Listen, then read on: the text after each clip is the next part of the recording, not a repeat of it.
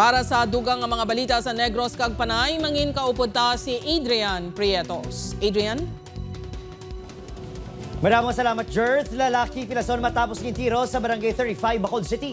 Biktima nakapangayo pa sa bulig, samtang ginalagas ng gunman. Yaring balita nga aton gintutukan.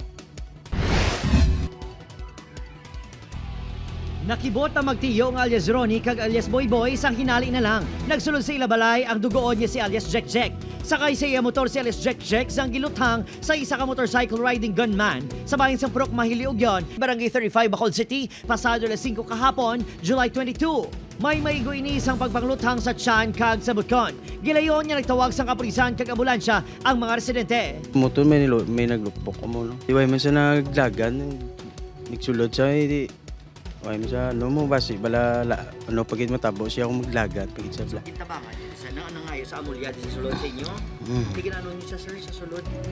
Dugin safe, lang sa Kaya nagsulod sa mo. Tapos Gusto na nga yung bulig. Nakulbaan mo na yun, may mga apo, di mo. sunod sa barangay, Hangkilan. Nyakawatan ang biktima. Residente ini sa barangay 16 apang Masami nga nagabisita siya manghimata sa barangay 35. May araman datay na siya man na pasibanggan, pangawat ka ng iyaya nga may na mga pulis na pangita siya. Mag-isa may motor na napangwa, mga mga cellphone. Makapila na kuno ka beses sa ginsaway isang barangay ang biktima nga unta to na ang iya illegal nga buluhaton. Sunod sa kapulisan, tuyo gid patsyon sang gunman ang biktima kag posible nga planado ang krimen. The suspect is riding on a scooter motorcycle, wearing full face helmet, kag may mga face mask pa siya, kag jacket nga long sleeve nga black.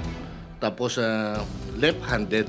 Yes, intent to kill was present, kag possibly ginahide ang iya identity. Ginpadulungan sa news team ang mahimata sini sa barangay 35 ug 16 apang wala ang maini sa lugar. Samtang padayon nga ginabulong sa ospital ang biktima.